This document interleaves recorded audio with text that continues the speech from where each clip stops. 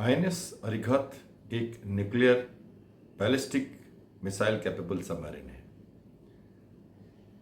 SSBN कहते हैं naval parlance में, सब सरफेस बैलिस्टिक न्यूक्लियर।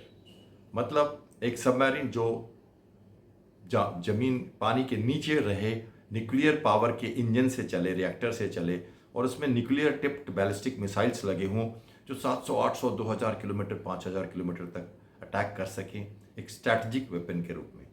तो ये खासियत है हमारे nuclear submarine ballistic missile capable submarines की, जो आईएनएस अरिहंत के रूप में देश को कल 29 अगस्त को विशाखापट्टनम में रक्षा मंत्री ने देश को समर्पित किया। अब ये भारतीय नौसेना में शामिल हो गई है। तो आईएनएस अरिहंत की एक अपनी अहम भूमिका बनेगी, एक नया आयाम बनेगा हिंद महासागर में भारतीय नौसेना के लिए। और इसकी खासियत अगर हम और भी समझ सकें तो ये टॉर्पेडो से भी लैस होगी, और इसमें बॉम्ब भी, इससे हम डेप्थ चार्जेस भी ले कर सकते हैं, हम माइंस भी ले कर सकते हैं, एंड हम स्पेशल ऑपरेशंस में भी इसको यूज़ कर सकते हैं। कई दिनों तक समुद्र के नीचे रह के ये टोह लगा सकती है और दुश्मनों को इसकी जगह का कभी पता नहीं लग पाएगा। तो जैसे जब जहाँ ज़रूरत पड़ेगी हम उनकी एसेट्स को, उनके शिप्स को उनकी रास्ते से डिनाई कर सकेंगे। तो ये सी डिनायल जो एक नेवी का बड़ा स्ट्रैटेजी होता है नेवल वॉरफेयर में, उस सी डिनायल में आईएनएस अरिहंत की एक शख्सियत, एक अहमियत बनने वाली है। आईएनएस अरिहंत एक सबमरीन जो अरिहंत क्लास का सबमरीन है, और 2016 में विशाखापट्टनम में भारत के प्रधानमंत्री ने आईएनएस अरिहंत को देश को समर्पित किया था। स्ट्रैटेजिक सबमरीन है ये, न्यूक्लियर सबमरीन भारत के लिए। और 20 साल के बाद जब ये टेक्नोलॉजी आई और जब अरिहंत बना, तो उससे उसकी वजन में, उसकी मिसाइल कैपेबिलिटी में, उसके हल के निर्माण में, इलेक्ट्रॉनिक्स में, और जो हमारा पावर रिएक्टर है, और टाइप ऑफ वेपन्स जो कम्बिनेशंस हम यूज़ कर सकते हैं, जैसे कि कितने टॉर्पेडो ट्यूब्स हों, कितनी वर्टिकल लॉन्चर मिसाइल्स हों, सागरिका मिसाइल जो एक सौर्या जो लैंड बेस्ड मिसाइल है जो बनाया गया था डीआरडीओ की तरफ से, तो सागरिका उसी का एक वर्जन बनाया गया है जो थोड़ा हल्का है और शायद 750 किलोमीटर तक की रेंज में वो मार कर सकता है। तो ऐसे 8 मिसाइल हम लेके जा सकते हैं अरिहंत में, और 8 इसमें। और अगर हम अरिहंत की बात करें तो इसमें K4 जो उसका एडवांस वर्जन है मिसाइल का, ज़्यादा कैपेबल है, ज़्यादा स्पीड है, ज़्यादा उसमें न्यूक्लियर वॉरहेड ले जाया जा सकता है, और कम्बिनेशंस भी बहुत सारे बनते हैं। तो इसको लेके आईएनएस अरिहंत से आईएनएस अरिहंत एक एडवांस टेक्नोलॉजी के रूप में बना है। जैसे हम सब जानते हैं, पहला जो प्रोटोटाइप होता है उसमें बेसिक हम टेस्टिंग करते हैं और वो उसको कैपेबल बनाते हैं। अब हमारे पास ये दोनों सबमरीन पूरी संभल के साथ, पूरी अपनी ताकत और अपनी वेपन और सेंसर्स कैपेबिलिटी के साथ रेडी हैं, भारतीय नौसेना के बेड़े में शामिल हो चुके हैं, और ये अब हिंद महासागर में अपना वर्चस्व कायम करने वाले हैं। भारत ने रसिया से अंकुला क्लास सबमरीन आईएनएस चक्र लीज की थी, और इसे हमने बहुत दिनों तक ऑपरेट किया। इसकी रिएक्टर, इसके वेपन्स, सेंसर्स, इंजन और इंडोरेंस की सेटिंग्स, डेप्थ में जाना, सारी तरह की exercises, networking, ship surface coordination with ships, aircraft के साथ लगातार एक कोऑर्डिनेटेड एक्सरसाइज करना, वॉर पेट्रोलिंग कहते हैं इसको हम, डिफरेंट लोकेशंस में जाना, और कमांड कोड कंट्रोल सेंटर के साथ इसका पूरा एस्टैब्लिशमेंट की सारी चीज़ें हमने चक्रा से सीखी थी।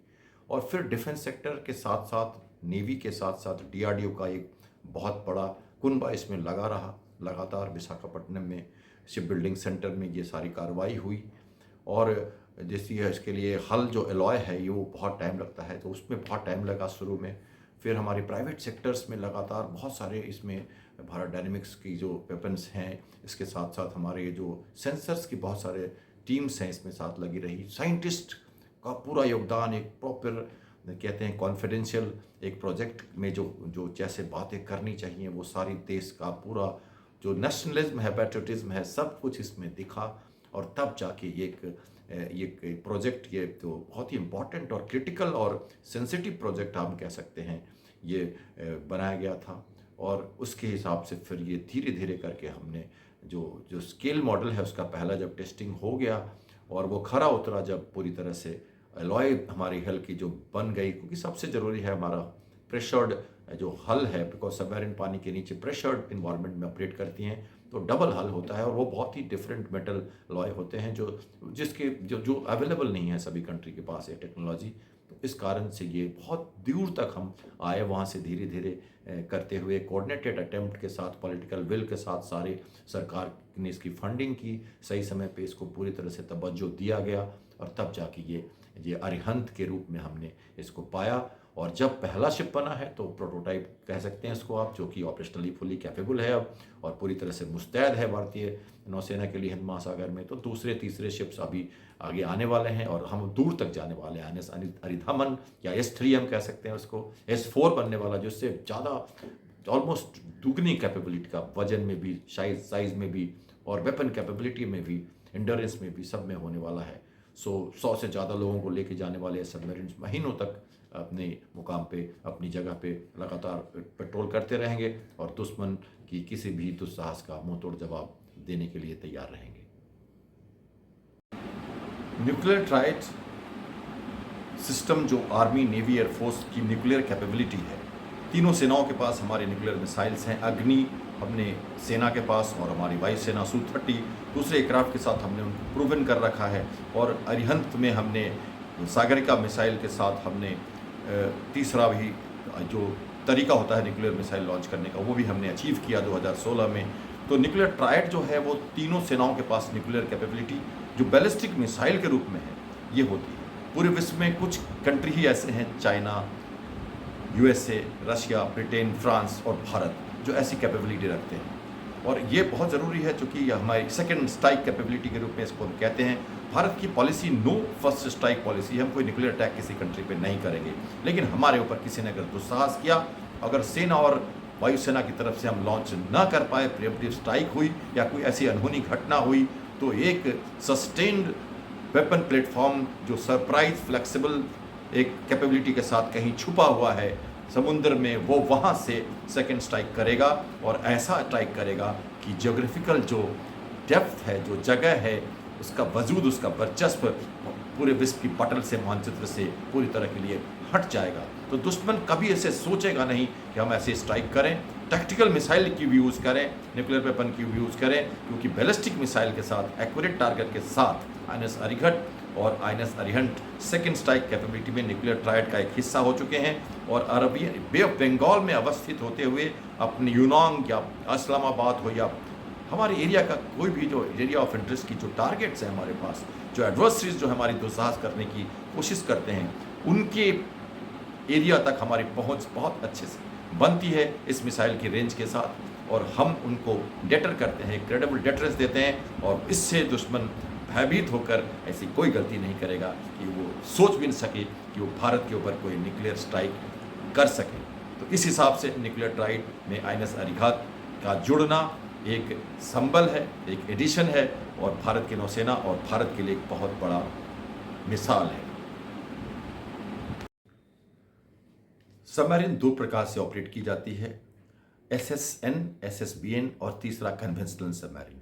कन्वेंशनल सबमरीन की बात करें तो जो शिप्स डीजल इंजन से चलते हों सरफेस पे और पानी के नीचे इनको डीजल से बैटरी से यूज़ किया जाता है। बैटरी से यूज़ करने से इनको बीच बीच में चार्जिंग की ज़रूरत पड़ती है और चार्जिंग के लिए इन्हें सरफेस पे आना पड़ता है, जिससे उनका सरप्राइज लॉस हो जाता है। सबमरीन तब तक ही सबसे अच्छी प्लेटफॉर्म मानी जाती है, कैपेबल मानी जाती है, जब तक वो सरप्राइज एलिमेंट दे सके दुश्मन को, कहीं से आ जाए, कहाँ है, कैसे आएगी, ये किसी को पता नहीं। लेकिन चूंकि इस कन्वेंशनल सबमरीन की ये लिमिटेशंस हैं कि उन्हें सरफेस पे आना पड़ता है, तो उनकी जो कैपेबिलिटी है उसमें थोड़ा लिमिटेशंस रहता है। अगर मैं उसी इंजन की बात करूं, डीजल को हटा के अगर हम न्यूक्लियर रिएक्टर लगा दें, इंजन में लगा दें, तो ये सबमरीन को चार्जिंग की ज़रूरत नहीं पड़ती और ऐसे सबमरीन ज़्यादा दिन तक समुद्र के नीचे रह सकते हैं। इनको हम सरफेस न्यूक्लियर SSN कहते हैं और SSK के नाम पे, सब सरफेस किलर के नाम पे, जैसे कलवेरी है, सिंधु ध्वज है, इस तरह के जो सबमरीन हमारे पास हैं उनको हम अटैक सबमरीन कह सकते हैं, पर वो कन्वेंशनल हैं और ये SSN है। SSN सबमरीन हमने INS चक्र रशिया से लीज पे लिया था अंकुला क्लास की सबमरीन थी, बहुत दिनों तक ऑपरेट किया हमने, वापस भेजा है अभी हमने और फिर लेने वाले हैं अगले साल तक, और उसके बाद हम उसे फिर ऑपरेट करेंगे। और उसके बाद तीसरी कैटेगरी आती है SSBN, सब सरफेस बैलिस्टिक न्यूक्लियर। सब सरफेस तो सेम है SSN के साथ, न्यूक्लियर पावर उसमें इंजन भी लगा है।